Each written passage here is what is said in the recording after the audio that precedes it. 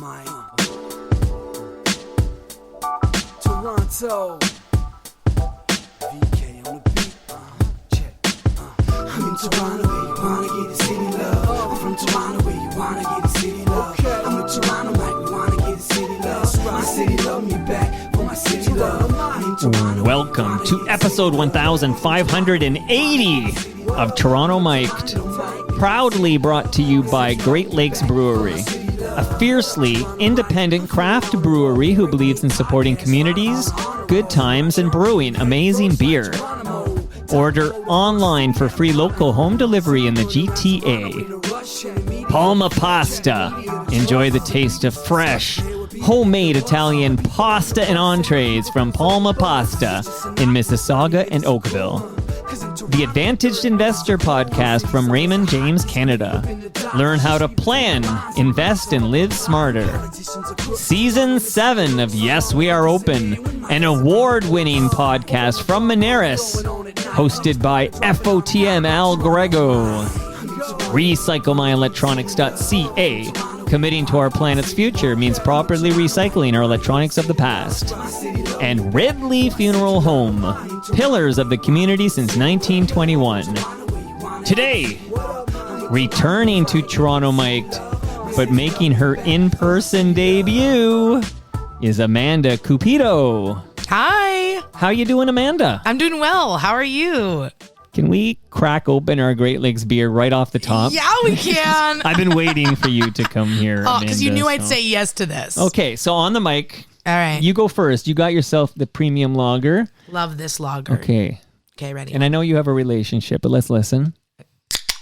Oh, yeah. I should finish that sentence. You have a relationship. No, I meant with GLB. Okay, everybody? Yes. Here you go. Let me crack open mine. Burst. Okay. Cheers. So cheers. Okay. Good. I know we've met before, but your first appearance on Toronto Mic. And slurp, I love the slurp. Yeah, I'm putting it okay? in the mic on purpose. Thank you. Okay, I like it. Okay, because we're going to talk podcasting. You've got a new book called Let's Talk Podcasting. But off the top, I thought maybe we could talk like a little radio. Like, can we start with radio and then segue our way over to podcasting? Yes, let's do it. My whole career has been the intersection of both, so why not? Okay, because the difference between you and I is I listened to radio, but you worked in radio. Mm-hmm. Different, right? And I listen, but yes. Okay, and you listened to Imagine you didn't listen. Okay.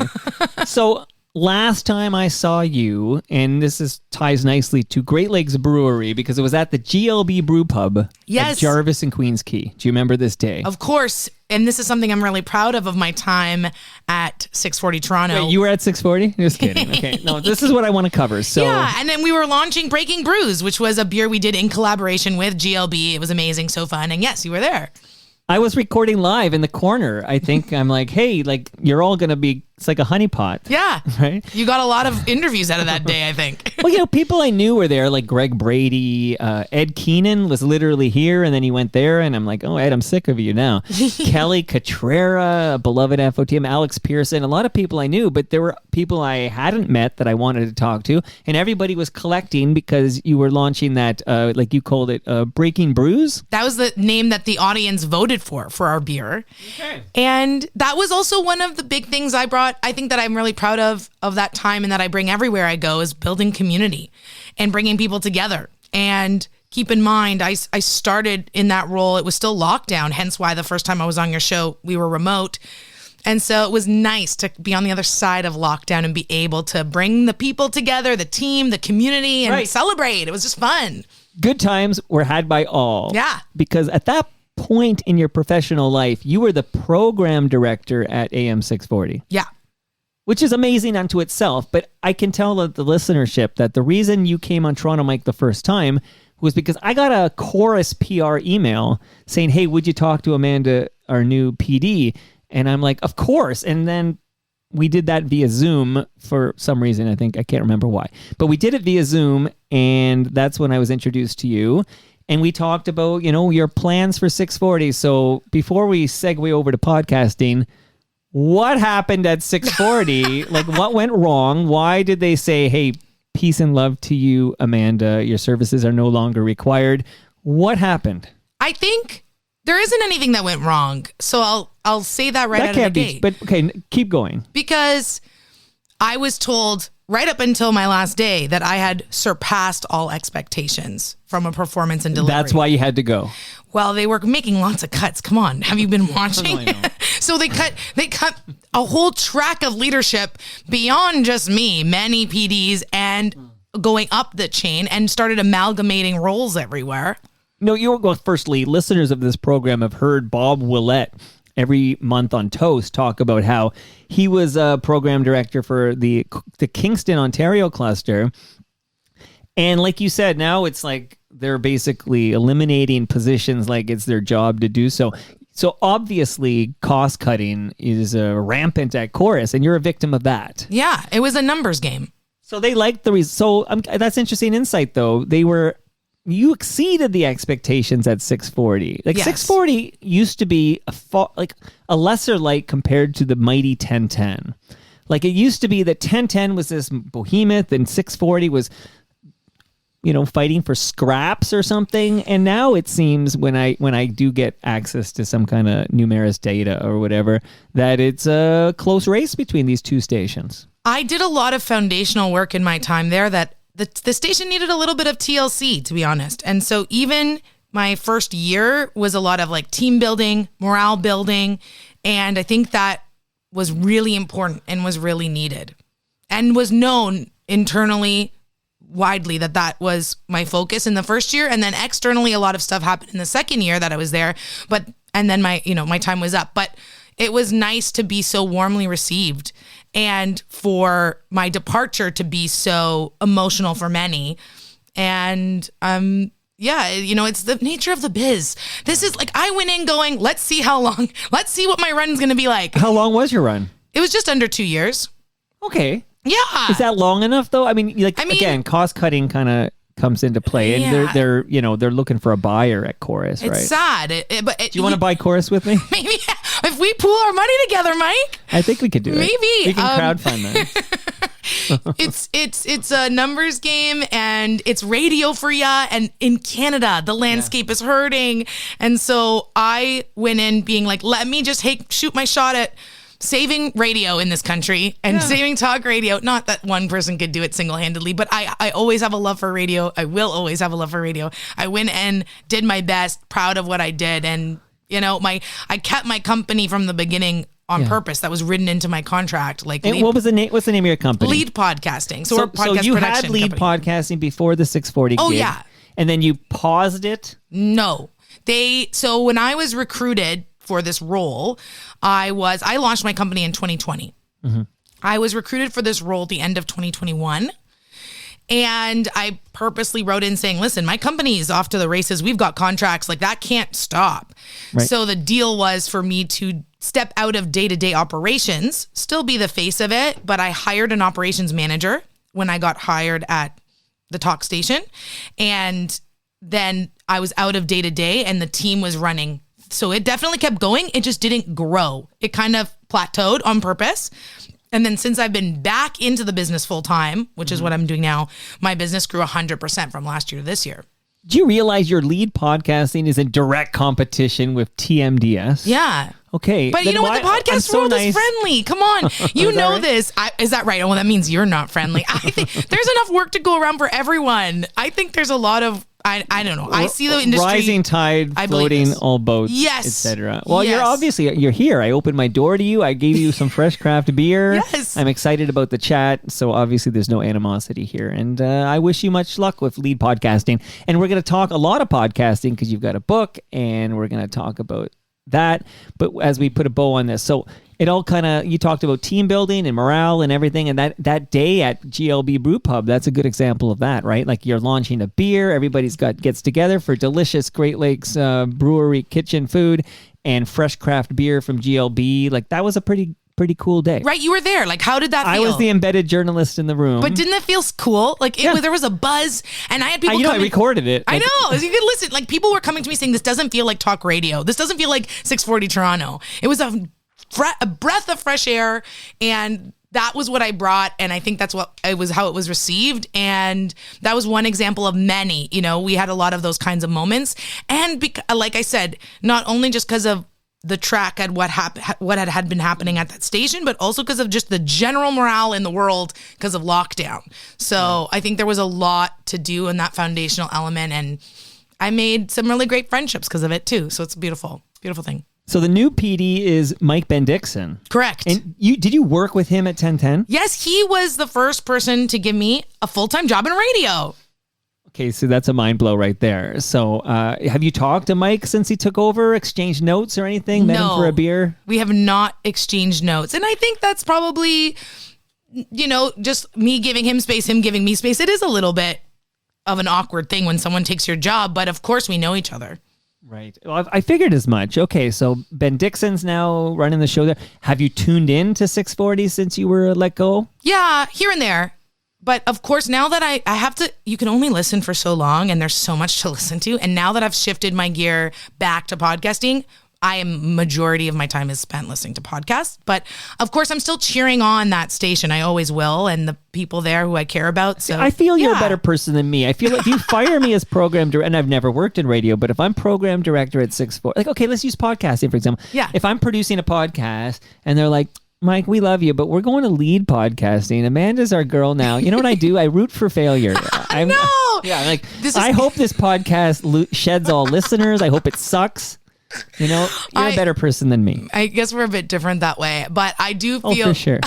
I'm honest about it.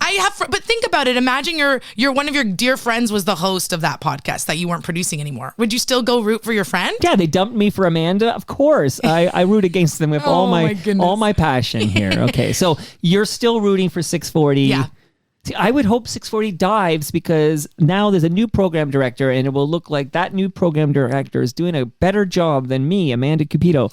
I just feel like if you're being completely honest with me, there must be some element of you that doesn't want 640 to do better without you than they did with you. I think that... You're a human being, Amanda. No, but like think of it like this. If they do well, I'm going to be like the foundational work that I did there... Nobody's as sophisticated enough to connect those dots. I would be like, yes, that foundational work stuck and go. And if it fails, honestly, it's a knock against the whole industry, which makes me worried for radio because I think radio is a public service. And although I'm excited about the future of podcasting, there is always going to be space and a need for radio. And so I want that to work just for like... You're talking about like in the apocalypse when we need to find out what do we do? Yes. The aliens are here or something. When all the devices shut down and you can throw up a transmitter and yes. I agree with you. Yeah. That is when we'll all say to each other, oh, thank goodness we still have radio. Exactly. Yes. That's how they'll communicate with us what to do. Now I'll hear the Prime Minister's voice. Okay. Yeah. You know, stay calm, carry on. We're talking to these aliens now. It'll probably be Trump invading for water. I think that's what's going to go down here. But thank goodness we have radio. Okay. Yeah. And you know, again, I'm a big fan of radio. I just have never worked in radio. Okay. So do you, so you're rooting for 640's success. I know we'll move on from radio. I've asked you about Mike Ben Dixon. You haven't been meeting for Great Lakes Beers to compare notes. When you listen, you like what you hear? Is that what I heard? I think that there is things that I like and things that I don't like, but that's like any radio station, right? It's impossible to do a perfect day in radio. That's one of the, pitfalls of it. You're just on so much. And I think that there were some things that stayed the same that I set up, and I'm so glad to hear them continuing. Like what? Well, there's still like Let's Talk with Danny Stover. That was a show that I launched, and then I like it went Danny national. very much. And so that went national with Mike. So, that's like a nice continuation of something that has been started. And there was also things like, for instance, when I came in, the clocks, and I know you never worked in radio, but clocks are really important. What time do we go to traffic? What time do we go to news? And that was really messy when I got there. For no one person's fault. It's just there was no strict clock. And that's actually one of the like Radio 101. See, I find this interesting because, for example, you see I have the 680 News mic Yes, flask. see, they're great with the clock. Yeah. Right? That's all about the clock. So it's all about, they call it this wheel or whatever. Yeah, appointment tuning. So Scott Metcalf came over and he gifted that to me. And nice. I talk all the time to whatever, Mike Apple or whatever. And they're atomic with this clock. And you brought in some of that order to 640. Correct. And that's behind the scenes. It took a lot of work, but that got... And to even get everyone on board with a same clock for every show. Because when I came, it was different clocks for different shows.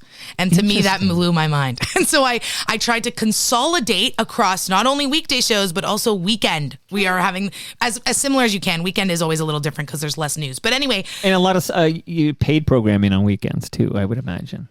Yes, but usually they would still follow the same clock. Okay. Like you want the clock to be as consistent as possible. And there was also some efforts to make the clock consistent with national programming during this time. And so anyway, doing this work, Mike came in and changed the clocks again, which again, this is a difference, but great. Figure out the best way to do the clocks. We need clocks. And that's he wants the old 10-10 clock. Maybe. Bringing that over. I don't actually know what the clocks are. I'm not paying enough attention. I'm not listening enough to really jot down minute by minute. But, those are some things that it's like Radio 101. You need a good clock. And sure, he's going to change that. Great. I hope that they land on something that works well for them. Don't you find it interesting that terrestrial radio needs a good clock, but like my favorite podcast thing is that you don't need a clock. That's why I love podcasting too, and especially someone who worked on air, where I'd have an amazing story that deserved more than 30 seconds in the newscast, I'd have to cut it.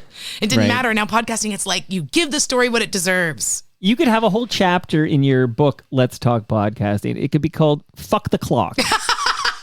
Okay. I wouldn't be as vulgar, but I do live by that. Okay, I'm going to gift you my book right now as you talk about it. I have a digital version. Yes. But now I have a hard cover. A color version, which is also limited edition color version. Did you autograph a copy for Ted Wallachin?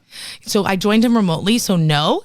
But if I see him... Let you do that, Ted. I'm just kidding. I listened to that. That's why I'm bringing it up. I would give Ted a copy. Me and him go way back, obviously. I got so not only did I listen to that episode, but Fred Patterson from Humble and Fred listened to the Ted Wallachin episode and sent in questions for you. Okay? Oh! So then when I got the questions, I'm like, I have to listen to this before to know the context. To know the context. So then I listened to you on Ted's an FOTM. You're an FOTM. Fred's an FOTM.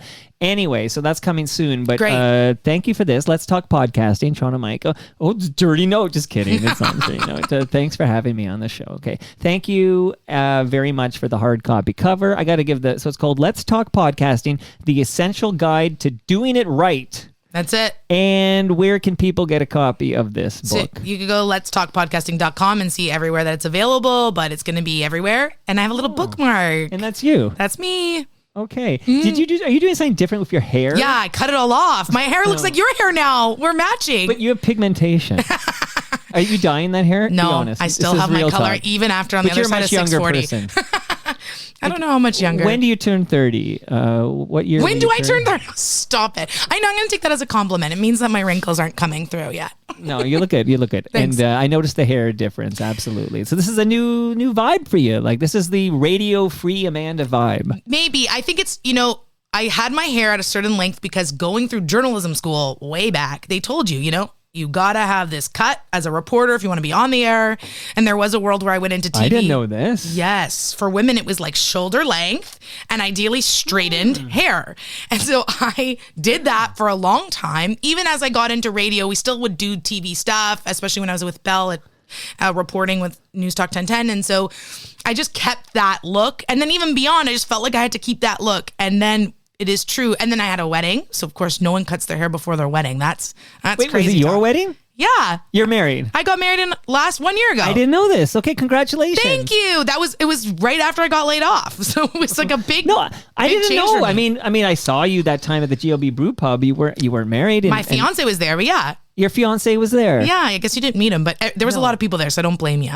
Okay, is he famous? Do I know this guy? His name is Boris Kurtzman. He also worked in media, but more behind the scenes. So he was in Master Control at Bell for many years, and now he's at Ontario Legislative Assembly doing broadcast and recording services. So he's like turning on the mic for the House, and it would be funny. We'd come home and he'd be like, "Did you hear what Doug Ford said today?" I'm like, "Yeah, we aired it." It was some good conversations. Yes. So you're like a multimedia family here. I feel like you're going concern. That's exciting. So but you kept your name Cupido. Like you have branding with that name. Got it. And my birthday's Valentine's Day. I don't know if you knew this. No, I don't know. I'm learning so much about you. Like before I get into the nuts and bolts of podcasting, I need to learn a little. Amanda's facts. You did the hair. Yeah. You're married now. You did the hair.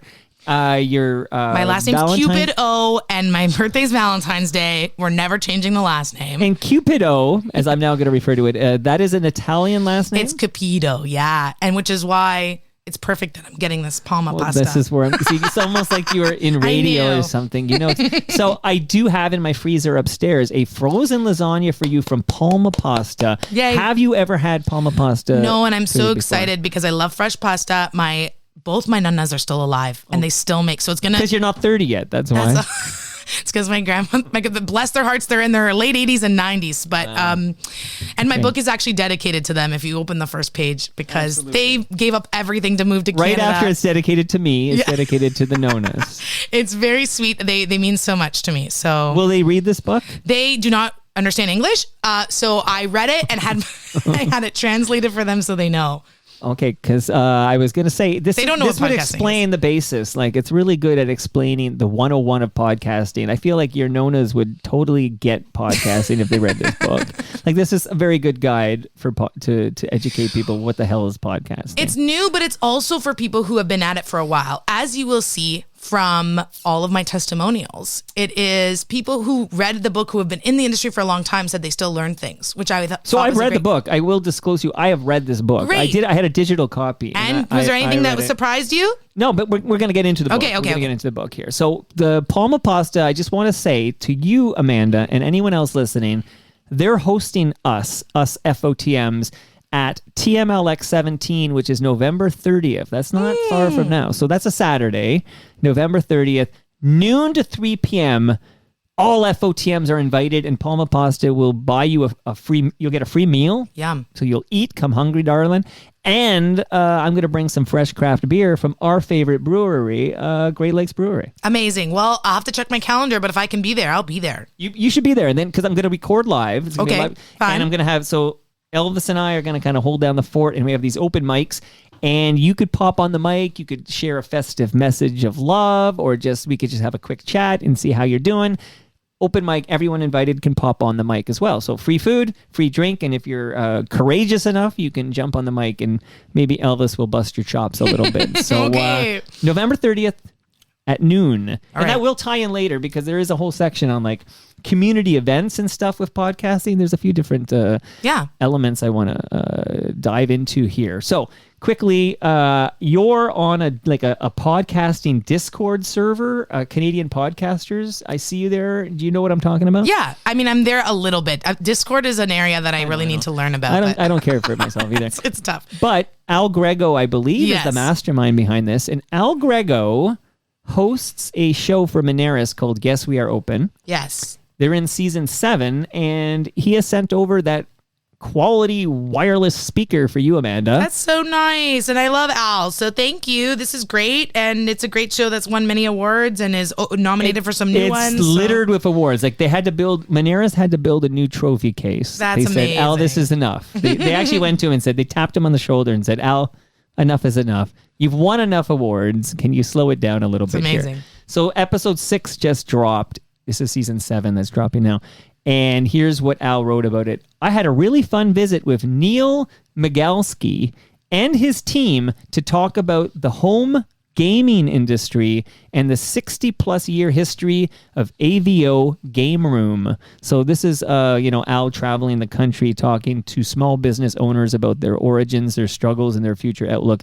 So that's season 7 dropping now. It's award-winning. It wins so many damn awards. It makes me nauseous. I'm so jealous of Al Grego. Episode 6 just dropped, and you've got a new speaker to listen to it on. Amazing. Thank you. And to get this out of the way here, because I'm going to rock and roll with podcast talk the rest of the way, Ridley Funeral Home, they don't want to see you soon, but if the Nonas go, okay, I'm just saying, they'll take care of the Nonas, okay? Knock on wood, okay. Eventually they're going to die, and hopefully it's not for a very long time. I know you don't want to think about it. That's the idea.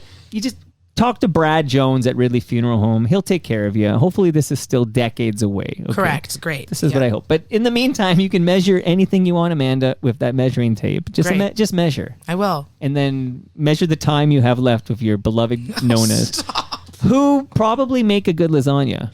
They make amazing lasagna.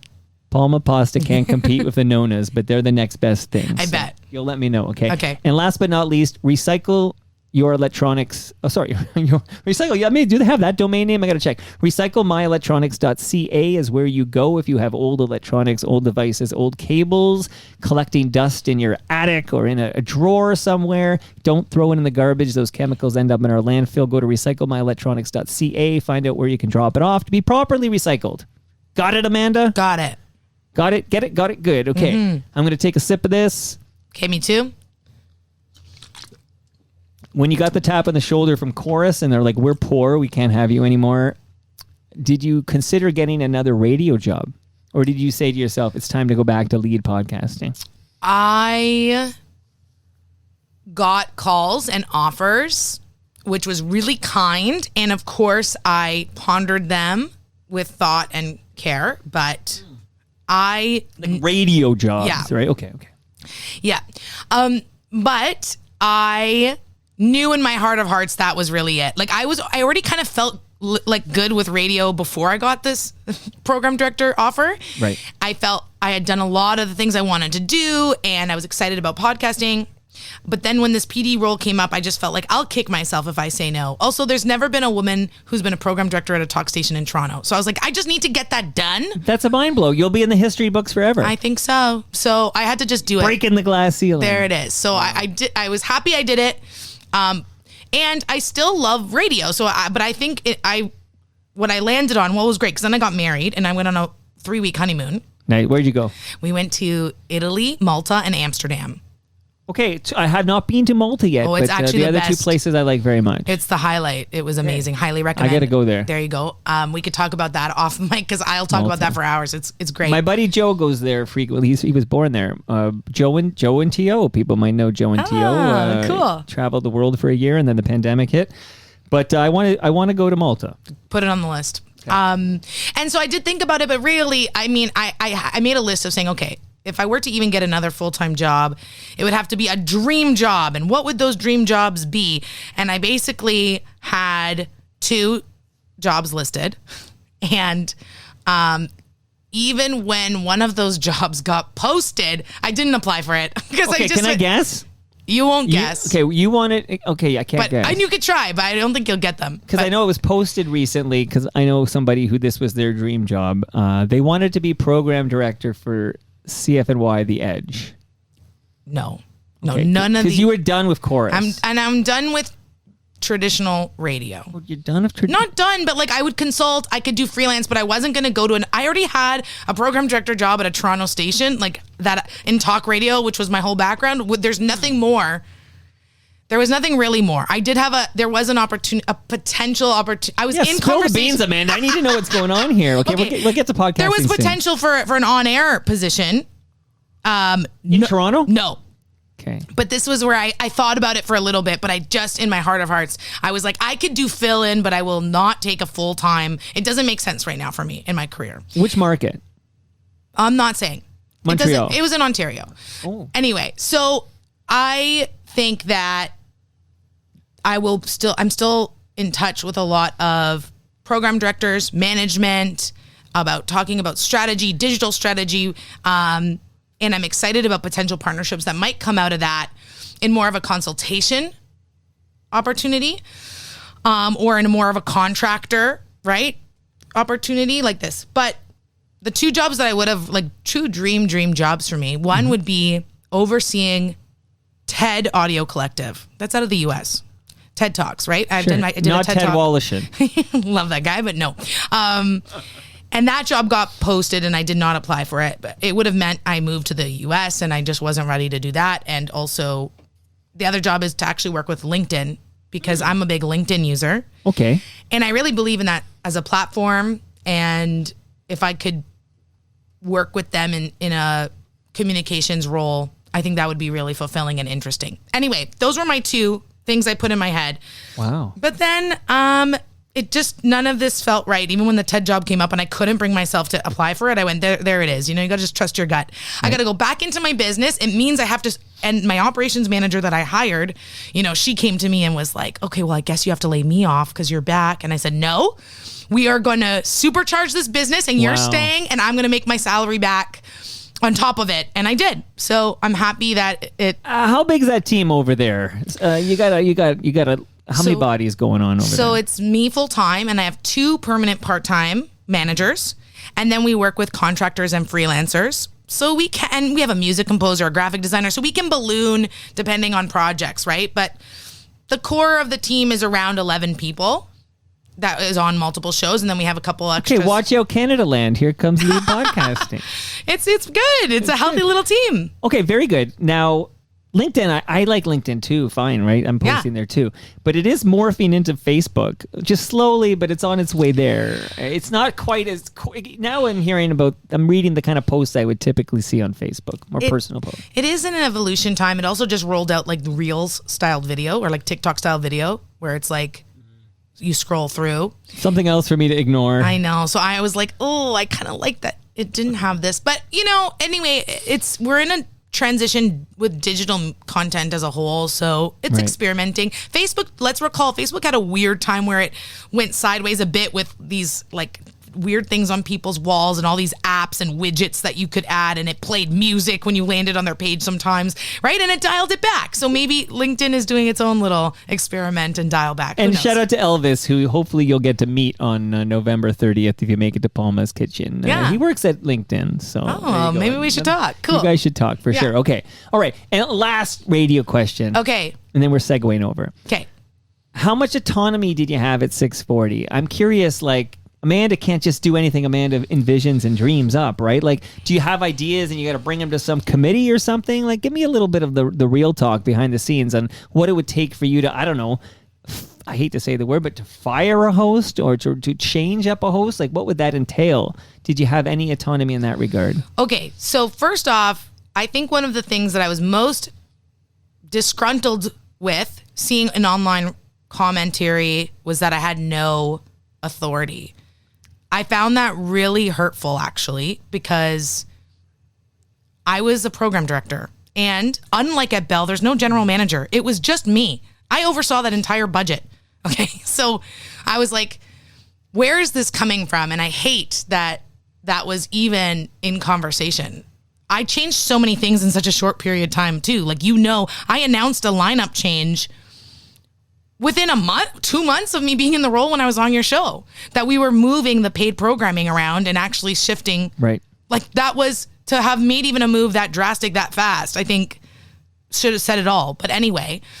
But those people who are posting that in whatever online forum that is, they're looking for blood, right? Like, they're looking to see, they want to see, I don't know, Cotrera, you're out of here. I'm bringing in whatever. Like, they're looking to see people fired. But that's such an old school way of managing too, right? Like, to come in and be like, I got all my ideas, I got it all figured out, and you're gone by. Like, that is not healthy leadership. So I went in and took stock of what was happening. Right. I did have to fire people. Now, I made decisions that I thought were integral for the team, and and I will say things have changed, not just with my role, just in general, the radio landscape. You can't just go in and fire someone because that's HR protocols. Like, you can't just overnight pull the rug underneath. You're going to get a lawsuit. We have employment lawyers who sponsor the show, right? You can totally do that if you sever them fairly. Like, you actually don't need you could, I'm not saying you should, okay? If you fire them with cause or without cause. You don't have to give a reason. You could literally say your services are no longer required, and as long as they get fair severance, you don't actually need a reason to fire somebody. Okay, so this is getting into the legalities, but... I'm bringing in the lawyer. No, if you want to talk about it, if you're fired with cause, it means they did something. Well, that's like the Stafford thing, right? Stafford so you don't have to pay severance with cause. But then fired without cause or a layoff. There's two, right? So a layoff where you're paying severance, that's a layoff, but that means that role is gone. The role has to be removed. To fire with a severance. My understanding, again, we obviously don't have a lawyer on the call here, but I think you can just literally, and I'll use real names just to make it simple, but you can go to a Greg Brady and say you're done. And of course that role's not gone. You didn't get rid of the morning shift, okay? Someone else is now going to host the morning show. You open yourself up to a legal case when you do that, though. You would, I believe, as long as you sever Mr. Brady, and I hope this doesn't happen, I like Greg very much, but you sever Mr. Brady. Maybe I should use fake names. You sever Mr. Brady fairly, and that's the only reason. There's no you're gonna do. severing fairly. I think that doesn't really exist. And okay, so basically, without getting into all the legalities, they are risk adverse from a legality perspective because employees have gotten very good at knowing their rights, which is great. I think it's a good thing. And so you're not just doing that anymore unless it's Mike Stafford. No, but he was fired with cause. No, I know. So with cause or layoff. These were the two ways, or a restructure, right? And you're like shuffling multiple things. So anyway, I think that there was a lot of foundational elements that were not in place when I got in. So it didn't make sense for me to make any drastic talent changes when we didn't have a proper clock. How could I blame a host when they don't have a proper clock in place? So I purposely did not. Now, one transition I did facilitate was moving Alan Carter and Jeff MacArthur off the radio. And that was for multiple reasons. I love both those guys. But that was a lineup change that I facilitated. And that was because they were doing double duty with TV and getting stretched. And I actually felt I was worried about maybe some of them being on the brink of burnout. And because of the double duty, they weren't able to be part of the team and doing everything with the station because they were with the TV side, and on the TV side they were both thriving. And so it didn't.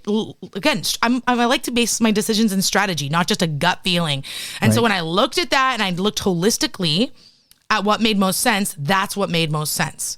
And so I made multiple lineup changes in a pretty short period of time, but all of them based in like after doing really thoughtful evaluation of the holistic picture, not just who do I like on the air. It's not about me. It's funny you mentioned Alan Carter, who I remember that day we were at GLB Brew Pub. I remember sitting down and having he had been on before, but I got to catch up with him. He's amazing. I like that guy. He's at City News now. Yep. Because the same wave of cuts that caught Alan Carter cut Farah Nasser, who is going to be talking to you at your launch party. Yes. So this is a good time to talk about the launch party as you launch Let's Talk Podcasting, because I like Farah very much. She's amazing. And I would say that she's such an incredible journalist. She's got a lot of projects brewing, which I'm excited for her. And she will be interviewing me about my book. And she'll do a better job than I'm doing. That is a guarantee. We haven't even talked about my book, but yes, she's we've met for coffee and we're getting ready for it. It'll be fun. Can people go to this? Like, can people watch Farah interview you about your book? So, I mean, they can attend. Well, that's what I mean. Which, if you want to come, it's Joey's Young and Dundas, 6:30 to 8:30 Thursday, November 14th. If you're listening to this before then, which is tomorrow. And okay, that's tomorrow, just to be clear. It's so tomorrow. Hopefully you're listening to this very quickly or you missed it. We are going to record it. We're not live streaming it, and we might just put out some clips afterwards. Oh, so you'll record this and it'll appear as what? Do you have a podcast stream? Like, where will this? Could you listen to this? We're gonna actually video it, and my husband has the media couple that we are. If only you knew a videographer of some sort. He's gonna be in charge of the video, and then we'll put it up on the Lead Podcasting YouTube. What a dynamic duo you guys are. Honestly, this is wild. Okay, so that's happening tomorrow night at Joey's at Eden Center. Yep. Okay, awesome. Mm-hmm. I feel like I got to do a little mop up because Eric did write in. I'm not sure which channel he wrote in, but he did reply to the whole, if you have a question for Amanda Cupido. Okay. And this is, if you have a chance, could you ask Amanda if she has anything to say about her time at Future Real? Oh my gosh. That might have been Who her wrote first. This? His name's Eric. That might have been her first radio gig out of /podcasting gig out of school. So I can't say I know what Future Real is, but I promised Eric, who is a devout listener of this program, that I would ask you. He found me. That was the very first podcast I ever made. That was, I keep saying 2010, but someone corrected me and said actually it was 2009, and I hosted. If you look really hard, you could find it. But there is a podcast out there with me as host, and it's like I was interning at this magazine actually as a writer. Okay, it's a digital magazine, and then Future Real. Yep, it doesn't exist anymore. It was like a community project, and I did a podcast for them back in the day. Okay, Eric, there you go. And actually just reconnected with one of the managing editors who's now in event planning, and we were both at a conference and had a laugh. And so I still actually keep in touch with some people from that magazine. So wow, thanks for clocking that. That's real. He must have done some real digging on the internet to figure that out. Eric's a good guy. He's in the FOTM WhatsApp group. He's a good guy. I will say one thing too. There's a chapter in there about in my book about the art of interviewing, and I talk about interviewing Russell Peters, and that Russell Peters interview was for the Future Real podcast. Okay, so there you go. Full circle. You're getting Russell Peters, and I'm getting his brother Clayton Peters. That's the difference between Amanda and me. Okay, our podcast killing the radio star. No. Can they concurrently exist? I feel like a lot of people are not listening to radio now because they figured out Bluetooth in their car and now they're listening to podcasts instead. But what say you? Okay, my hot take is that they are different. They are different. And radio is instant, live. And this is what I said when I went into that role as PD. Leveraging the things that podcasting is not. Being able to give live updates, being able to have a caller call in and instantly go on the air. Those are things that podcasting does not have. Other than social audio, which I don't actually think is going to take off because radio is just better at it. Podcasting. I don't like social audio. Me neither. Podcasting, there of course there's an overlap in audio storytelling, but I think they could both exist if they both lean into the elements that serve them best. Podcasting, no time limits, being able to really massage something before it goes out, like leaning into the strengths of both the mediums can have them happily coexist. But what's happening is we have some radio stations who are putting podcasts on the radio, which is, I actually don't love that idea, or taking a radio show and just taking it raw as it was and throwing it up as a podcast. See, that's better than the first one, which both makes are no bad. sense because why would I want to listen to the podcast at this time and then have your ad breaks in there and stuff when I could listen to it on demand whenever I want? But why would I want to listen to something that was live on demand? Because later? because you're not going to listen live. Yeah, but it should be fixed and treated before it goes up as a podcast, because then you are having to deal with audio callers to call in right now, and then there's no calling in. You have to go listen to that. That's not honoring the audience experience. And so what we did with Today in TO, the podcast I launched with 640, was take the best of what happened on the radio, but a thoughtful narrative, and put it out as a podcast. That was a good strategy. Like some framing, right? Give us some context. Yes. And so if you want the both to coexist, that's how they should coexist. Okay. And we proved that we could bring in money that was new net revenue for the station through a thoughtful podcast strategy like that. Are you saying that the radio listenership is not dwindling at all because of what's happening with the explosion of podcasts? I'm not saying that, but I'm saying that both can be successful if both. Remember, you're under oath, Amanda. I'm talking very intentionally. And if you still look at where do most audio listeners, what are audio listeners listening to more? Radio. Radio's still winning. If you look at the collective listenership. Wait, so say this again. Radio's still winning. If you listen to, like, if you clock, there's research done that shows where is audio being, like, where are people getting their audio? What percentage is podcast? What's overall percentage of listeners listening to radio versus podcast? Radio still wins. And that passes your sniff test. Yes, but the numbers are dwindling. And you have to be able to it's because of an age thing. I think it's like the demographics. So if you could appeal to younger listeners for radio, then those stats might be able to be plateaued where they're at. Well, people you can mentioned listen the to demos, both. And it doesn't take a rocket surgeon to tell you that the older the human, the more likely they are to consume radio. But this is also very North American. You have to remember this too. Globally, UK, radio is still winning. Canada has a problem, right? UK, radio. But we live in Canada. I know, but you have to look globally. If BBC is able to figure it out, then why can't Canada mimic some of those strategies? Because I don't have any large sample size to speak to, except for I have a 20-year-old and a 22-year-old, and I talk to their friends. It's a very, very small sample size. Yes. And none of them hear a minute of radio in any given month. It's because of what we've done to it. It's because of what we've done to it here in Canada. It's not respected. Whereas in the UK, and even in places like Denmark, it is like the most respectable place to work. Where here, Seneca Polytechnic had to pause their radio intake, like, sadly, because no one's applying for that program. But the same audience that hasn't listened to a minute of radio in this calendar year, for example, is every day consuming podcasts and or YouTube shows. The same, like they're consuming audio content. They're just not dialing it up on a radio that's why station. it's not that hard of a sell to get people to radio if you were able to offer them something that they wanted. That's like audio is audio and they like it.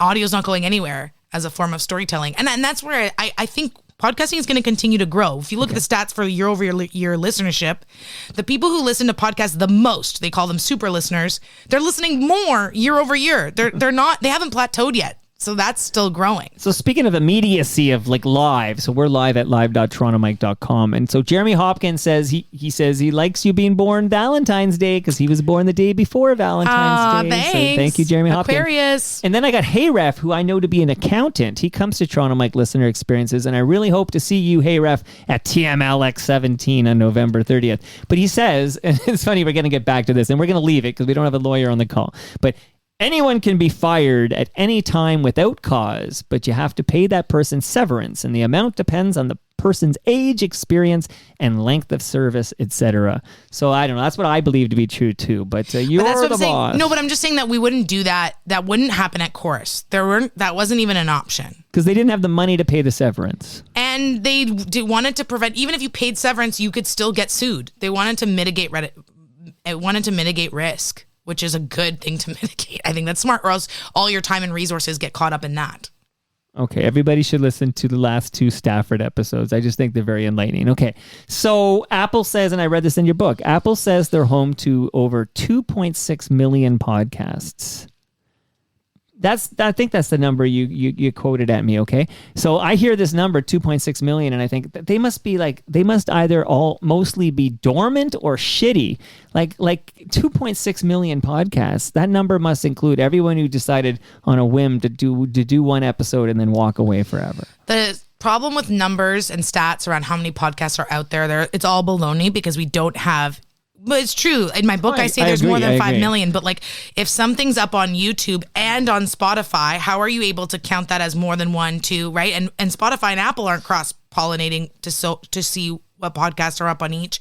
And so if you publish one episode, are you a podcast? If you don't publish for 3 years, is it still a podcast? If you publish a YouTube video that's just a chat, is that a podcast? Like, we don't even have a proper definition. Well, how do you define podcast? I think the original definition is what I like to live by, which is an audio file made available for streaming or download through an RSS feed. So I agree with you. Yeah. That's the original definition, but it's evolving, and I'm open. But there has to be that syndication mechanism. Piece to it. Yeah. Our XML file to make it a podcast. Otherwise, you're just an audio file, presentation. An audio story. Right. Yeah. But, it could evolve because the video element is very real and people do listen to podcasts that way. And YouTube is trying to make a play for podcasts. So I want to see where that all lands. But there's going to be a world for video. I hate YouTube as a podcast aggregator. I think it's terrible. But they've just made so many moves to allow you to. Do you know that you can now press a button and have your audio file just made into a video file and go on YouTube? Yeah. They got rid of Google Podcasts, and that's what they replaced it with. So this is a move, and that's only recent, and that is going to only get better and better. That technology right now, what it spits out is not great, but as AI develops, it's going to get better. Little things that tick me off. So once they do that, so they'll take your RSS feed and they'll grab your MP3 file and then your title and description and your graphic, and then they create this video on YouTube or whatever. Now that's etched in stone. It's like, it's not even all the downloads there aren't going to be downloaded from your server anymore. They took a copy. Yeah. So now there's this different instance. And here's another thing. Let's say we record and afterwards you're like, Mike, my husband just called. Please, can we remove his name from this podcast? His work is going to, whatever's going to be. You give me some sad story about how your husband's name has to come out of the podcast. Now I'm like, Amanda, I like you. I'll eliminate that name that you uttered in this podcast. And I delete it. Now, this is only like a minute later, okay? So a minute after I publish this podcast, I've made an edit and I'm now republishing the new audio. YouTube's not getting the new audio by default. You'd have to manually do it there. You have to log into YouTube and then say, suck in the new thing. It's going to get fixed, though. Come on. Like, this is all stuff that AI is going to fix in 2 seconds. But YouTube will host their own separate instance of this file, and then it'll screw up all the stats, people. Okay, so I don't want to get into I'm not a fan of that. We're nerding out, yeah. We're not nerding out.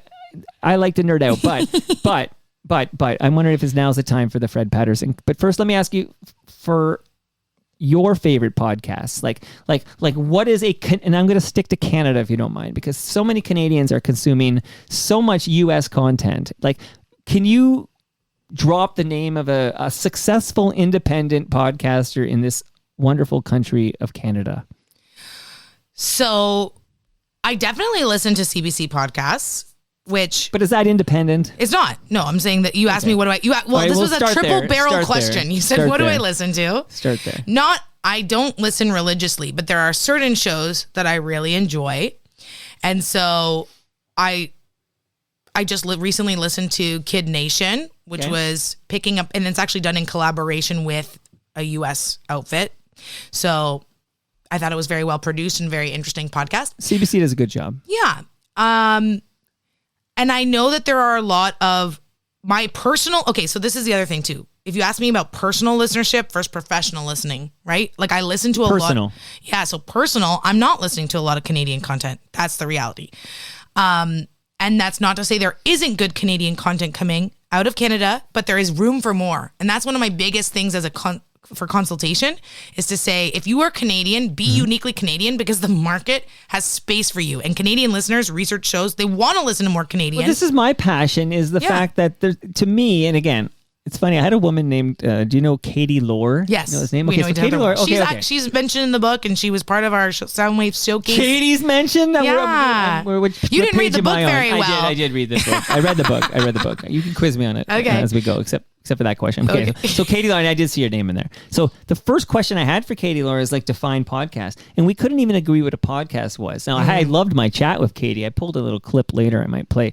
But I really enjoyed my chat with Katie. But one of the, beefs I had that I think she was the victim of a couple of rants or whatever is the lack of quality independent Canadian podcasts. Because when you talk about a Canadian podcast, typically you'll end up at one of the big places like CBC, or maybe you'll end up at a place Canada True Crime. Christy Lee is doing an amazing job. Here you go. Now we're talking. Okay, so there's Okay, but this is why I don't listen, but of course I respect her, and I've interviewed her and chronicled her work. She's doing it out of the basement and doing it the first Canadian. Where is she in the country? Do you know? She's what local. Province? She's Toronto. Yeah. Okay. What's her name? Christy Lee. Christy Lee has a Canada True Crime. Crime. Okay. It's it charts always. It's like she wins a bunch of awards, but you have to be a true crime fan. She gets the awards El Grego doesn't win. Yeah, well, it's a different category too, right? It's the true crime beat. She's really owning that space. Okay. And she's doing it. She was doing it out of her basement. Maybe still is. Okay, well, you're in my basement right now. There you go. So she's like you, yeah. Okay.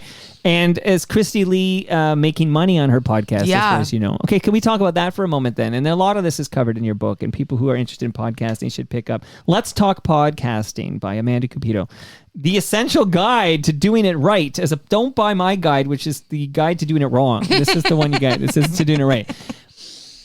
I'm sure this is the most frequently asked question you get, right? They're like, Amanda, how do I make money? I bought you your Great Lakes beer. Mm-hmm. I want a podcast, but I want to make money off my podcast. What do you say to people? And sometimes they have the idea to make the money before they have the idea for what the podcast is about. It's like, I want a podcast to make money off it. What do you tell people who want to make money off their podcast? Yeah, I think this is not the money tree that I would say don't make a podcast.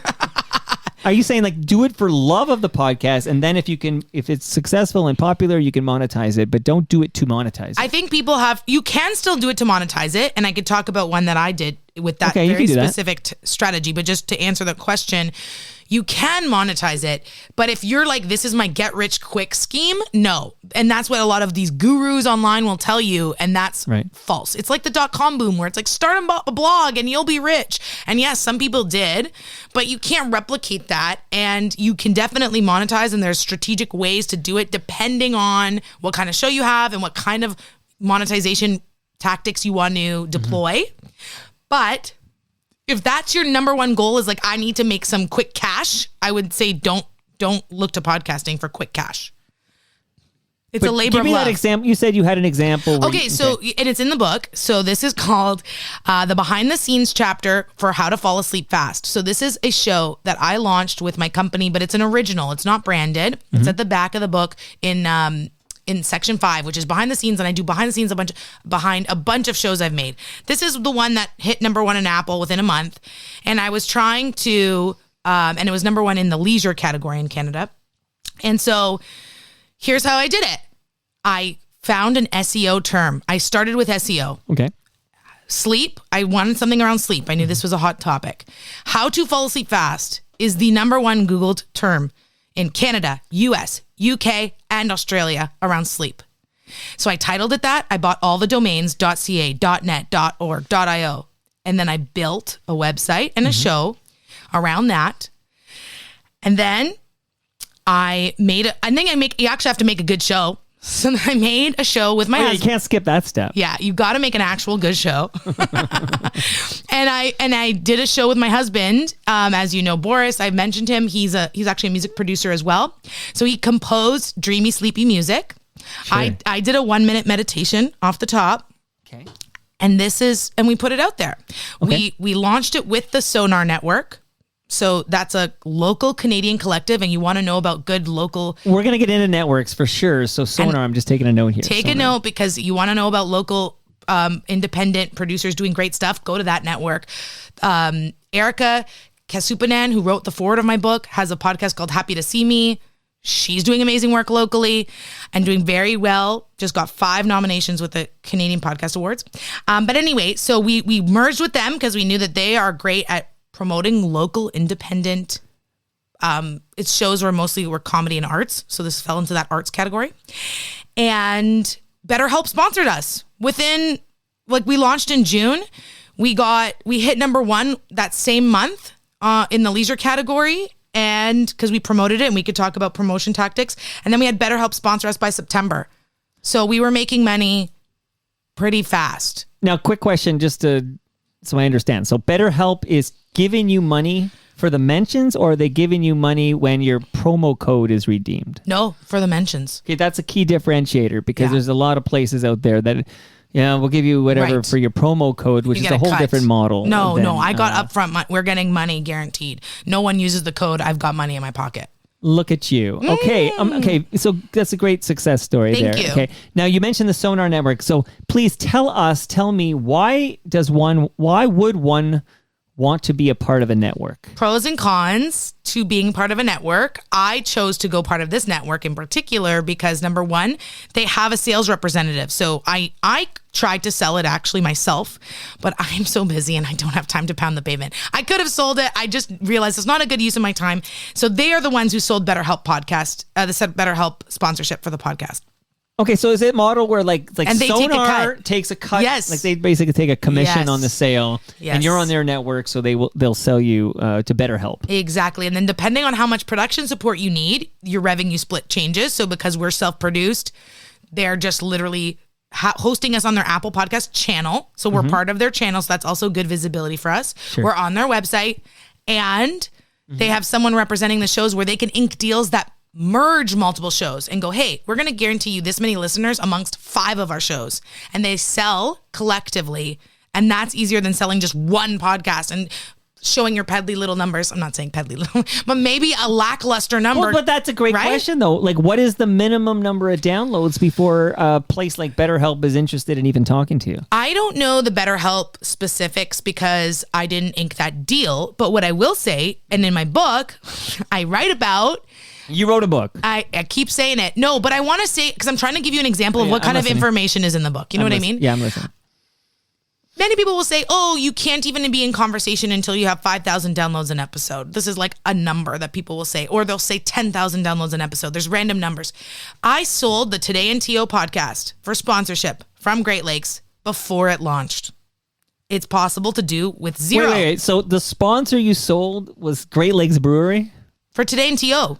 No, I know. I just think that's a fun small world story. Of course. Don't you think that's a small world story? But it's because they trusted the brand. They got aligned with the vision for it. And if you can get a local partner, amazing local partner like Great Lakes to come alongside your idea, maybe you will be able to get money with 0 listeners, right? But with the promise of... See, I almost don't love that example only because that's a chorus Fine. thing. So, and again, I know Great Lakes, they love that their new location, Jarvis and Queens Quay, is a short walk from Chorus Key. Yes. And I think that if you remove the chorus part of Okay. Today in TO, and it would be more difficult to get a sponsor before you have any downloads. It depends what your reputation is and who you're going to. That's what I would say. And so, yes, it would be hard if you were not in the media or public eye or never had experience with podcasts at all. Right. And you were trying to sell maybe someone that you have no connection with, cold email. Yeah, that'd be hard. But for instance, How to Fall Asleep Fast, with my background and my husband's background in music, putting those profiles together and then going to very strategic sleep oriented companies, if that would have been the tactic. Right. If I made the deck and I went to a couple, but I would have just had to go to many. And I feel confident that would have been a sale I would have been able to make before the podcast launched. But Sonar had already a relationship with BetterHelp. Exactly. It could fold you in, and then that's Easy. because that is a very key missing element often with podcasting in this country, especially independent podcasters. Is like, who's going to sell this now? Like, who's going to be knocking on the doors? It'd have to be you or someone that you have bring on to do that. Or if you're part of a collective, then they're selling on your behalf, and then that a collective or a network, and then that's part of the revenue sharing. Yeah. Okay, so that's a good example. So there's a podcast, you made something from nothing, and it became, it made money. Yeah. Awesome here. Okay, I'm going to hit you with the Freddie P question just so I don't forget it. Then I Okay. have more questions about ads. Okay, All right, so great. Fred Patterson listened to you on Ted Wallishin's show. Mm-hmm. And the note I got, I'm just going to read it verbatim. All okay? right. Okay, Fred This is Patterson from bad. Humble and Fred. Oh, Okay. listen, that's not bad. I wouldn't, if it was too bad, I wouldn't read it. Okay. Okay. Ask Amanda, considering she's a podcast expert, how she can do 45 minutes with Ted Wallishin about podcasting, early adopters, monetization, commitment, longevity, and success in Canada, and not mention Humble and Fred. Aw, sorry guys. And I do know them from being around News Talk 1010. Yeah, and they were involved there. I know we've definitely crossed paths many times, and they know this, that like actually at one point I had applied to be part of their show. And Humble and Fred podcast. The podcast? Yes. I didn't even know this ever happened. So I applied and I actually got a really kind response. I forget now if it was from Humble or Fred, but I applied when I briefly went to North Bay. Okay. To work in morning show radio on the FM side at Moose FM. And my time there was winding down. I had a feeling that my time might be winding down. Like I was ready to move to the next step. And I had applied for that job. And they wrote me back saying, you have such a strong demo, but you're almost too strong of a woman on air presence to be joining our show. Because you'd bolt for real radio. I don't even really know what that meant, but I thought, thank you. But I am curious. I didn't even, this is so foreign to me. So that was in 2014. That was in 2014. I think that gig went to Kelly Catrera. Yeah, it might have. Yeah. And then she bolted for regular radio. Yeah. So she was too strong for Humble and Fred. and then I'm just thinking of the lineage there, and then it would be like but they are a great example of being Barker. Yeah, they're a great example of being trailblazers in that space too, in the intersection of building off their radio presence and then transitioning into podcasting. It's great. It's great what they did. I produced that show. Did you know that? Nope. See, we're learning about each other, Mike.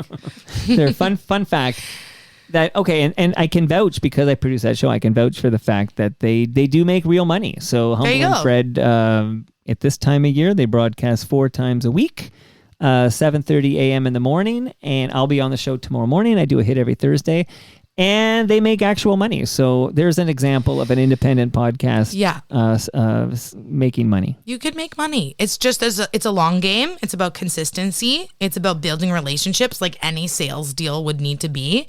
And it's about really knowing your audience and being able, I think money is to be made if you can hone in on a niche audience. So look at my sleep podcast and then I go to sleep sponsors and it makes sense. Rather, if you're just doing a chitty chat with anybody and then going, this is going to be an international podcast and then trying to go for international brands, it's hard. That's hard. You're up against celebrities. So you'd have to, I recommend Hold on to that celebrity thought for when I play that clip of me on Katie Lord with Katie Lord. Okay. So ads, we're talking about ads. You're selling ads. Is this a pre-roll? Oh, on my sleep podcast? Yeah, so yes, there has to be. As I understand it, there's you refer to the 3 styles of ads that podcasts have. There's the pre-roll, which is basically you just hear this canned ad that was recorded, like almost like it's on the radio or something. And then there's what we call baked in ads, where you would like sort of live on would say, hey, like I did baked in ads like about half an hour ago. Yeah. These are baked in. Okay, there's no pre-rolls here. And then there's the faked in ads where it is an actual pre-roll, but it's made to sound like it's baked in. This is like faked in. Do I have the right 3? No, yeah, kind of. Okay, tell me where I screwed up. Okay, there. it's actually the 3 are actually dynamically inserted, baked in, faked in. Those are the 3 types. Pre-roll is just a placement. It's in the beginning, middle, or end. Pre-roll, mid-roll, end roll. So there's 3 spots within a podcast, and then there's 3 types. So pre-roll in the beginning, mid-roll in the middle. So you did a mid-roll, and then an end roll. Oh, so that's referring to the location of the ad as opposed to the type. And then the types of ads. Types of ads. Baked in is what you did. Okay. Dynamically inserted means you put a marker in the back end. It's popped in. It can be yanked out. Faked in means it's dynamically inserted, but it sounds like it's baked in. So actually, if you go, and if you go listen to How to Fall Asleep Fast right now, those are faked in. So it's at the beginning, pre-roll. It sounds like it's baked in. Right. But it's not a radio ad with a different voice. It's me with music, and I fade it out, and then it goes into the podcasting. You wouldn't really know whether or not it's baked in. There's no real way to tell by listening, other than listening long and realizing it's not there at some point, right? Or it changes. Yeah. Right. So the faked in, are they different every episode? So it depends on what your deal is. So with BetterHelp, our deal is that we have 3 different ads, and then they rotate through. Gotcha. But yes, if you listen now to any episode, it's all the same one.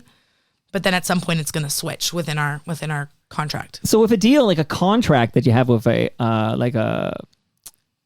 BetterHelp, is there a minimum download requirement or something? Or maybe if you don't hit this number, renewal becomes difficulty? I'm just curious, like if, we need 10,000 unique downloads, or this deal that won't make sense for us going forward. So we talk about numbers in the beginning of like, here are the downloads so far. Here are the projected downloads. And keep in mind, we got a smaller deal because we're not actively publishing right now. So this is a back catalog. Oh. The back catalog is but even that, we got a deal from a back catalog, not even active shows. So that's also, sometimes people will think you can't do that, but yes, here to say you can. Yeah. And so, yes, on the other side of it, I think it's for them. Again, I wasn't in the negotiation, but my understanding is it's less about how many downloads, but then they look at conversions and determine if they should renew. And even if we got a couple, that's going to bode really well for us. So that's where even if your audience is small but engaged, right, then you could still renew your contract and make money. It's not about a number. There's no magic number. Okay, let's talk next level of engagement. This might tie nicely. I know you had a nice chapter in your book about live shows. Yeah. Okay, so talk to me about the value of the live show and how that relates to sort of the podcast community. I'm really big on community, as I've said, and I think live shows are really special, and they've been becoming more and more popular. And so you're going to a live audience, you are either recording a conversation like this. So there's a lot of conferences that will have a conversation and they'll say this is being recorded. It's a live podcast. But there's also the flip side where you actually do a podcast is coming. Like there have been podcasts that have come to like Roy Thompson Hall and sold out and did a live podcast performance. Oh, sure. Yeah. Like a smart list or something. Exactly. Like they go on tours. And so we did one, and this is where Katie Lohr comes in. She emceed the live we did myself, lead podcasting, Sonar Network and Chanilla Network, we've come together and we ran the Soundwave Summit, and I talk about this in the book this summer in June, and that's where How to Fall Asleep Fast debuted, so that helps with our numbers. We know strategic launch. And we put on a Soundwave Summit, which was partially a showcase with a bunch of different thought leaders and panels, and then at night, we did a showcase and a conference portion. The showcase was all the live shows. And so the live shows, we did 4 live shows, Friday night style. And this is why Katie Lohr was involved with all of this and helped us MC the day portion.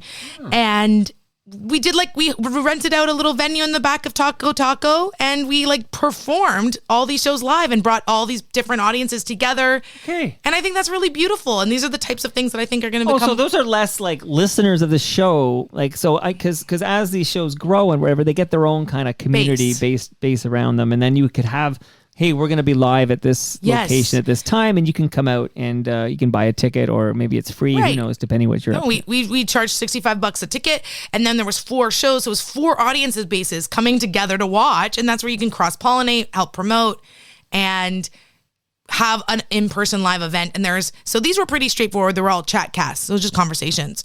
Except, we did do Squirrel Talk, which is drag queens, and they did a whole song and dance too as well.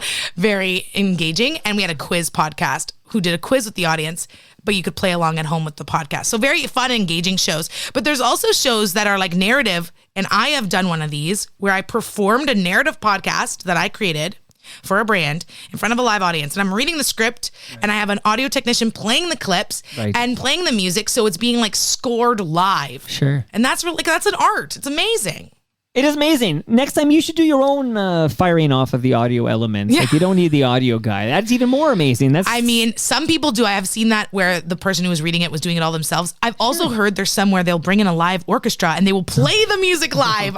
That's Max Weinberg 7. That's who I'm going to hire to do my next podcast. Okay, amazing. And again, I really hope you do come to TMLX 17, just so you could see what it's like when the Toronto Mike listeners get together for a live recording or whatever. Just experience that, and not just come for the delicious pasta and the delicious GLB. Now, I did look at the clock, and I am sensitive, so I'm going to burn through a few points here. Okay, I'll try to be quick. Well, it's not even for me. I'm worried about you. No, I could stay if you need me to stay. Okay. Because I can't remember our initial convo. I think we talked about an hour. It's okay. We could go longer. This is good. I think we're getting into some I blew by it. Okay. All right. I need to know your thoughts, Amanda Cupido, on the pivot to video, okay? Let's say you're a podcast and you're grooving along, audio presentation, theater of the mind, and suddenly everyone and their grandmother, and Nona, I should say, everyone and their Nona is you gotta be on video now. Tell me what your thoughts are on the pivot to video. I think video can be very strategic depending on what your goals are. And I don't think everyone should pivot to video. So for instance, I'm doing narrative shows for some of my clients, and it doesn't make sense to make that a video because I'm clipping and scripting, and it's, there's no... Okay, let's talk about the chat casts, as you refer to it. We're doing one right now. Right, the chat cast. So where does your audience live? You're talking to a lot of radio people. I'm talking now, I'm consulting for you specifically. Okay. These are audio people. You gonna send me an invoice? Yeah. These are audio. You're gonna have to give me 2 lasagnas. These are audio people. So is a YouTube component really integral for your show? No, because these are people who like to listen to audio. But if you have someone who is, for instance, I was consulting on a show with 2 influencers who already have a massive Instagram following. Yes, that's going to make sense for them to have a video because you already have their audience is already looking for visuals on Instagram. Yes. So you have to just think of it like that and go, where are your listeners and what do they want from you? Do they want to see you? Joe Rogan fans, they want to see him and they want to see his guests. Because he's so good looking. Because of whatever, his charm, that he's done something right? He's cultivated an audience on YouTube. That's where he began. So of course he has to continue doing videos. Strategically, that makes sense. What I consult people to do, if they are I need to take advantage of the video game, but I want to just do audio, here's an idea. It's not that crazy of an idea, but people don't seem to think of it. Do your whole audio podcast. At the end, you go, what was one of the best parts? Okay, the best part was when we broke down the 3 different types of ads. I'm going to re-ask you that on video, and that's going to be the clip I put out for video. Oh, redo it. Just one question. You just want a hot clip. Okay. That's what people want. They just want a hot clip. They don't. I actually had someone ask me, "Can you make me a podcast? I don't actually want an RSS feed, nothing. I just want clips for social." I said, "So that's not a podcast. You just want social media content." So no, I'm not the right person to do this. I'm not a social media asset machine. I'm going to make you a great podcast. But if you really want that social asset, that's one way of doing it. Just re-ask the one. I mean, I've had people who said I want a podcast, but they actually just want a YouTube show. Yeah. They actually don't want a podcast. They want a YouTube show. This is why you have to understand what their ultimate goal is. Why? Why do you want it? Right. Okay. What a fascinating world we live in, right? And we're in the same circles here, and I'm not quite done with you yet. So, okay. How's the beer, by the way? I'm still working on it. It's good. It's not a race. It's not about how fast. No, I gotta sip enjoy it every slowly. sip. And that's my wife's favorite beer. It's a good one. The lager, the premium lager. Yeah. Delicious here. Yeah. And here I am with the burst over here. I'm loving it very much. Although I think I am actually, maybe I have a couple of sips Thanks left to Great here. Lakes. And also Great Lakes is sponsoring my launch party tomorrow. Great Lakes is... They're the best. Okay, so I produce their podcast. Yeah. Oh, Between Two Fermenters. Yeah. It's amazing. I believe we're recording tomorrow afternoon. It's a great show. You new should check it episode of out. Between Two Fermenters. You should check it out. Loved Great Lakes, but they've hosted many a Toronto Mike listener experience. I think the first 3 were there. That's great. And the band that played the first 3, I think it's the first 3. I'm trying to jog my memory now. But the lead singer of that band is the aforementioned award-winning Al Grego. Isn't that a small world? Isn't everything? Isn't it a tiny world we live in? Coming together. Oh my goodness, we should Wow. talk more often, Amanda. Come on here. Okay, pivot the video. We've talked about that. Yeah. Length of a podcast. Okay. I think I heard you talk about this with Ted Wallishin. Like I have, obviously, this is episode 1580. Like I have a few thoughts on all of this, but what do you think when somebody says, how long should my podcast be? Hate that question. There's no answer. It depends. Give your content what it deserves. And this is probably what I said to Ted. I've done a couple interviews now, so it's all a blur. But I say it depends. And also, every episode can be a little different. You don't have to hit a clock. That's the beauty of this. And so you can test and see, hey, my longer episode actually performed better. Maybe I should try to do longer episodes. But also, we have really short microcasts becoming very popular with just a couple tidbits, 5 minutes in the morning, people listen to as soon as they get up. Right. So it just depends what you're doing and what your audience expects and wants. And then being able to be flexible and not going, oh, it's 20 minutes now, we're cutting it off. So even right now, you check the time, but I go, who No, cares? I only checked the time because I thought No, I had had to an go. out. That's it. Yeah. But that's what I'm saying. It's like, this is good conversation. It deserves to keep going. Well, you had me at hello. Okay. Have you heard? Have you heard Toronto Mike? Okay. So, Farah Nasser was a great guest in the backyard, and then she had to go pick up her kids. And I think her final sentence was something to the effect of, we have to do this again because we have more to discuss. And then I never saw her again. Did So- you invite her to the show again? Oh, for sure. I'm sure I did. Well, also, she's in the midst of a career transition right now, so she might want to come back once maybe she has her own podcast launched. Oh, this is a lead podcasting client. No, I didn't say that. I don't know. It ain't gonna be on Canada Land, okay? No, I am just supportive of her no matter where she goes or what she does. I think she's great. And I actually, now that I think, I'm trying to think. I think she was dear friends with. I produced a podcast that was hosted by Naomi Parnas, who was on CTV, and I think they were tight too. So I'm just trying to think because Naomi I know through Dana Levinson. Anyways, like I said, it's a small world. Yeah. It's a small world after all. Okay, so the length of a podcast. No rules for this. I hate this question too, but I find that with radio people who are starting to enter the podcast world, they're weird about the length question. Yeah, that's why I have to tell them, break that school of thought. Like, this is the differences. And that would be Ted Wallishin, right? And that's a Fred Patterson. I think he once told me, like, nobody will listen to a podcast longer than, I can't remember what number he dropped on me, but it was like 45 minutes or something like that. I mean, because don't look at the Joe Rogan episode. Yeah, and Hardcore History, those episodes could be 5 hours with one guy talking, and history fans love it. You just gotta know your audience. And yeah, some of my favorite Toronto Mic'd episodes are north of 2 hours. Like, so it really depends. Yeah. You have to kind of, as a host, self-regulate and know when you've run out of steam or whatever. But yeah, and if you're bored, like if you're bored just like talk radio, if you're bored, oh no, if I'm bored, I'll wrap it up at the hour mark or whatever. Yeah. For sure. But some people will say, hey, that was too short. Like, and what I like about podcasting is that there's this magical thing called the pause button. Like, so you can, I'm going for a 45-minute walk or whatever, that's not the only, then you can pause it and just pick it up later. Like, I do that all the time. Yeah, I do that all the time with the longer shows that I love. Okay, we're on the same page here. What about people who say, hey, I want to play Led Zeppelin on my podcast? What do you say to the people who want to play unlicensed music? I say don't do it. It's like a tough conversation sometimes with clients as well who don't understand that there's no international regulatory body to give you the license. So even if you get the license in Canada, how are you releasing your podcast only in Canada?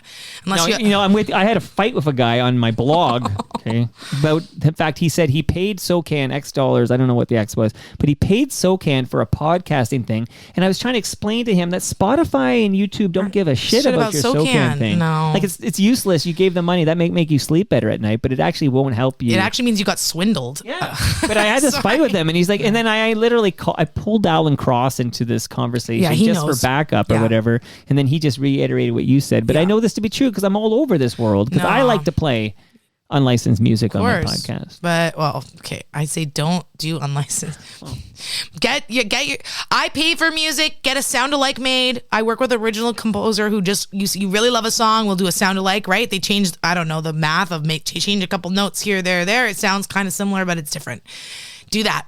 And well, of course you're right? But you know, I'm the rebel without a cause, so I'm testing the water. But well, of course, because it's gonna get taken down. It's gonna get especially as Apple is apparently the best at the detection. YouTube for sure is actually. See, in my experience, without a doubt, by far the best detection's coming from Spotify. Is it now? Okay. Yeah.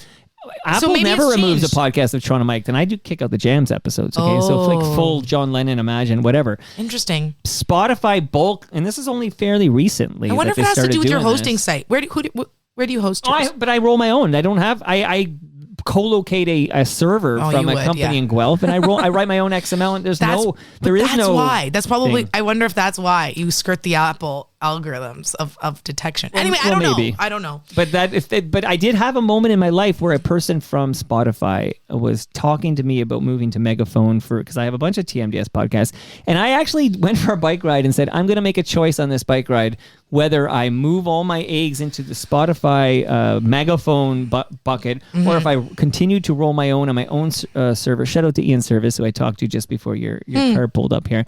And roll my own, like organically or holistically. I don't know what term you choose, but I made the decision I'd rather like fail in bed with Ian. Ian, put on socks. Your feet are cold. I'd rather fail in bed with Ian Service in Guelph, Ontario, Canada, than succeed in bed with Spotify and be under their umbrella. Like, this is just a personal choice I made. Yeah, Megaphone owns Spotify for those who don't know that, Yeah, I mean, I don't blame you for that. I purposely did not get into this part of the game. So all of Lead Podcasting shows are hosted royalty-free stuff. Oh, sorry. Continue your thought. I thought you were not about music. Go on. No, I'm saying about hosting. I'm just, well, I guess final thought is that all my clients host their own show. So actually, I'm across multiple different hosting sites. Lead Podcasting does not hold the keys. So that's that's easier for you guys because you don't have to worry about that coming back on you. But I mean, also there's a monetization opportunity there too. That and statistics you could have access to. Like, we've given that up because I have no interest in building the network and like running that side of things. It's a whole other part of the business which is needed, and there's lots of opportunity there. But that is like for somebody else. But anyway, so I don't have one. But maybe never even really considered why doesn't Apple bother me when I I have a popular podcast playing unlicensed music, but only fairly recently Spotify has started like bulk removing episodes. Yeah, like I've heard they've cracked down. 150 are going to disappear next week. Like, because when you're at, what am I at, 1580? Like, we're going to, all these jam kickings where you kicked out Guns N' Roses or whatever, Beatles or whatever. So I admit, when I do have these conversations with clients all the time, and I tell them not to use unlicensed music because you'll be deplatformed potentially, and we don't want to deal with that. So I always recommend the royalty-free sound-alike stuff that you're referring to. But for my show, I got to be the rebel without a cause. Like, I have to test I have to be the test guy. Right. You're pushing the boundaries. Right. Okay. Right. But what's happening, just a little insight for the listenership, is that my closing theme since day one has been Rosie and Grave from Shakespeare My Butt, a Lowest of the Low album I like very much. And that gets picked up, but it gets picked up. So YouTube will be like, we're not removing it, we're just demonetizing it, which I don't really care because I don't care about being monetized on YouTube. But it gets picked up by the algorithm that's like it's owned by I think it's Sony, but I can't remember off the top of my head. But I actually went to the guys who wrote the song, and they're like, no, you have our explicit permission to use it. We have the rights, whatever. And I'm like, well, yeah, but the algorithm doesn't know that. That's like getting a SOCAN license, and the algorithm doesn't give a shit about your SOCAN license. So I am now thinking I might need to modify after 1580 episodes of Toronto Mike. I might need to change the closing theme just so I could theoretically have an episode like this, which is completely free of DMCA takedown orders, et cetera, et cetera. Good idea. Okay, thank you. Okay. Celebrities. Yeah. Can I play the clip of me and Katie? And Can't wait. You've been teeing it up. Oh, yeah. Okay. Is that what we call it? Okay. I've been teeing it up. So this was Katie Lore on Toronto Mike, and then I kind of went off because I had a couple of GLBs, and that's what I do. Here we go. problem I feel is this celebrity worship, which I fucking hate, by the way, because if I were a celebrity worshiper who only had on Gino Vanelli and Chuck D and Ron McClain, guess who would never be in my basement for an episode? Guess. I don't know. Katie Lore. You would never be here right now. If I only talk to famous people, celebrities that people want me to talk to, you would never get the call. Colin James, come on down, okay? Katie Lore would never, ever be in this basement because you're not famous. Not famous. No. So I don't want that show. But everybody wants that show. And I mentioned earlier, and I respect Wendy Mesley. I don't know her that well, but I really like Maureen Holloway, who's been over here several times, held my fourth born when she was a baby. I've got that photo. Close. We're that close. She comes over, she holds the baby. I was with her BFF John Moore on Saturday night having a great chat. Maureen Holloway, shout out to John Moore. But these are famous people. Alan Zweig is a famous person, whether he likes it or not. He's a famous person, particularly in this country. Yes. And most of us, because before I ever met Alan Zweig, I would watch TVO at night and watch the vinyl, for example, and I would sit there and go, I like this. Who made this? This is right in my wheelhouse. I'm digging this vibe of this documentary. Oh, it's some guy named Alan Zweig. So Alan Zweig, Wendy Mesley, Maureen Holloway, these are famous people. What the hell are guys like Toronto Mike and Leslie Taylor and Katie Lore supposed to fucking do when everything is about celebrity now? All right, so I'm just curious. Okay, that came out because I think it was just a source, but everybody wants a famous person, and then I really do mean it. Like, not only I don't think I'd have a Katie Lore on, I don't think I'd have an Amanda Cupido on if I was just caring about the number surge that will happen when I have that famous musician on or that famous person or whatever. But what is it with the celebrity worship in the podcasting game in 2024? Have you noticed it? Okay, I have lots of thoughts. Okay. I think you have to determine your definition of celebrity. I mean, Toronto famous people like Maureen Holloway. Okay, because that's the other thing is like, and someone can become more Toronto famous overnight. So by having someone like Katie Lore on, and if she were to suddenly become quote unquote Toronto famous, which actually I think she has a lot of clout underneath her name, but she might become more, more 100 known. people in the subway 99 of them will have no clue who Katie Lore is, and then the other one might think they know. Right, but you know what I mean? And if that were to switch, you will have had her on the podcast. And in different niches, there's different types of celebrity. And so being strategic with saying, do I care about a number surge for right now versus am I going to try to predict a number surge, right, of someone who's like rising, versus do I actually just want to build a relationship with this person? Because having someone on a podcast, you build a relationship. And maybe the strategic game is not about a number surge, but it's about sitting face to face with someone for an hour that you would have never gotten an hour of FaceTime with otherwise, whether or not they're a celebrity. So I think there definitely is the podcast celebrity. And when I use that word in the book, I'm referring to people who are literally famous because of their podcast, right? So this is like the Alex Cooper of Call Her Daddy. She is now famous only because of her podcast. She became a podcast celebrity. Then there are literal like A-list celebrities who are making podcasts, and they are going to be successful because they are already celebrities. We have Amy Poehler as one to watch because she actually just started a podcast production company. Her company is going to produce great shows because it's Amy Poehler behind it. And she hosts one of them in character, which is quite funny, called Dr. Sheila, where she's basically doing a satire of all the therapy shows. A funny listen if you're interested. And then like locally for you, I think you are very in touch with a niche audience, and all of your guests are very interesting and are going to draw an audience because of their name, actually. Like Katie Lore will get clicks on hers because of the audience you've cultivated. So in her own right, in your little community, she is a celebrity, and you're serving that. I think it's good what you're doing. You're serving a niche.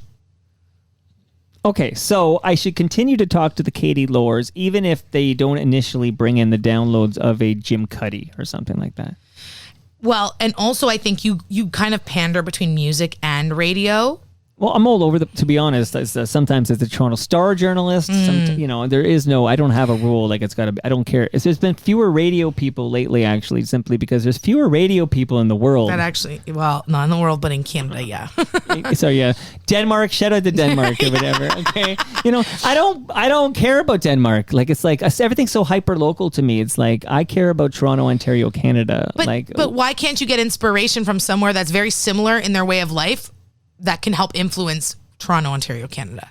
That's what I've always said about even podcasting. Right. Why don't we just look to our southern neighbors and see what's working, what's not, and then let's mimic it here, like even within the media landscape. I feel like that's what we literally, our neighbors to the south, that's exactly what we do. And I think that's a big part of the problem, is that we look down there and we're like, oh, what's the big thing? Smartless. I'm going to pick on them for a minute here. So Smartless is the big thing. These are three very, forget Maureen Holloway A-list famous celebrities, yeah. These aren't Alan Zweig level celebrities, okay? And the reason I brought up Alan Zweig in that clip, by the way, just for a little context, of course, is Katie Lohr had just produced Alan Zweig's podcast for Canada Land. Yes. Called The Worst Podcast, and then she quit that gig and she was going to an agency or something.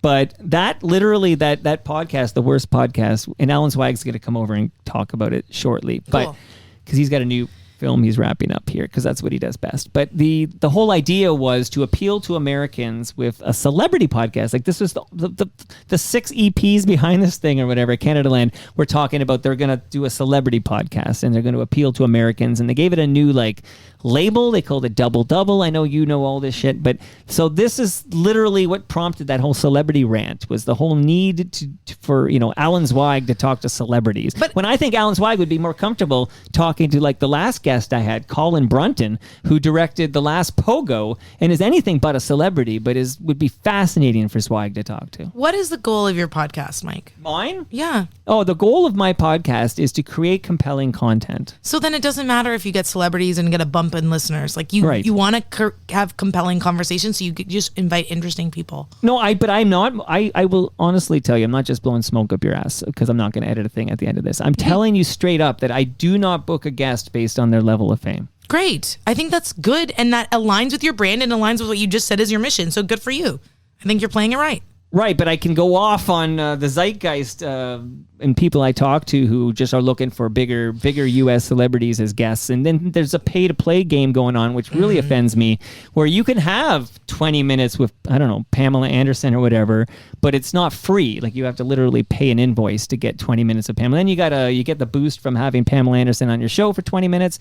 And I'm not saying she's charging. I'm just using her as that kind of celebrity. But then who sticks around? And what's the point of that, right? And you have to think, I'm big. Strategy, think big. Why would you want that quick boost? And are they going to stick around? Would you pay for a guest? No. I mean, unless I had unless a client said, hey, I want an episode to cross a certain number, and then I go, all right, here's how we can do that. But why do you want that? Getting to the why. For downloads. No, but if they just want downloads, then I'd run a strategic campaign and a larger campaign across multiple episodes, not just one peak. But it might be easier to get downloads if you just have, I don't know, Bad Bunny on your show for 20 minutes. Yeah, but then those numbers won't stay. They'll come. I don't think they care. They're following the name, and then if your podcast can't continue to serve names, you're going to disappoint listeners, and I don't want to go broke hiring all these celebrities to be on your show here. I've never paid a penny for a guest, but I do pay in beer and lasagna. Yeah, it's a good deal. That. Yeah. Disclose that. Okay, so before we say goodbye, I think I said it an hour and I took 50% more than that.